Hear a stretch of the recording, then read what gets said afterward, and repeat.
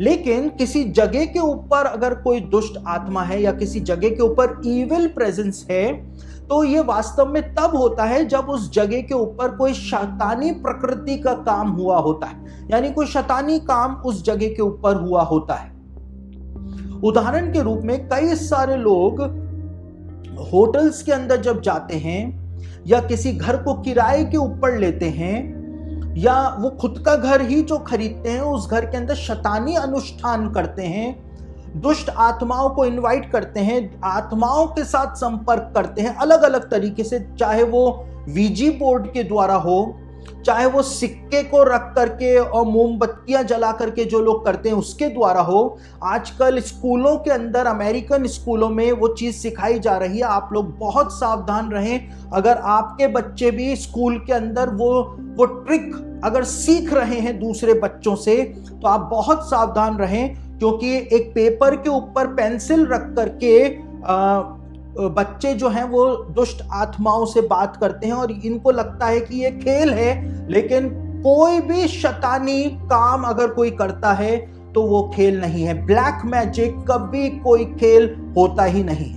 कुछ लोग कहते हैं ये व्हाइट मैजिक है, कुछ लोग कहते हैं ये ब्लैक मैजिक है, लेकिन ब्लैक और व्हाइट कुछ भी नहीं होता है। वो सब ब्लैक ही है, व्हाइट भी ब्लैक है। सारा मैजिक जो है वो शैतान की तरफ से ही है, इसलिए कुछ व्हाइट नहीं है, कुछ ब्लैक नहीं है, सब कुछ अंधकार के साम्राज्य से ही जुड़ा हुआ है, डार्कनेस से ही जुड़ा हुआ है।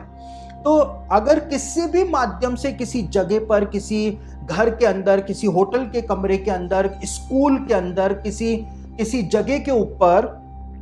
अगर डिमोनिक एंटिटी को वहां पर इनवाइट किया जाता है, उससे बातचीत की जाती है, तब वहां पर उस जगह के ऊपर, उस स्पेसिफिक लोकेशन पर, कमरे में, घर में, उस कार में, हर जगह के ऊपर या किसी ऑब्जेक्ट पर इविल प्रेजेंस जो है वो आ जाती है। तो इस तरह से इविल प्रेजेंस आती है। ऐसे नहीं आती है कि दुष्ट आत्मा अपनी मर्जी से वहां पर आकर के बैठ गई, क्योंकि परमेश्वर ने एक दायरा जो है वो बनाया हुआ है। जब इंसान उस लाइन को क्रॉस करता है,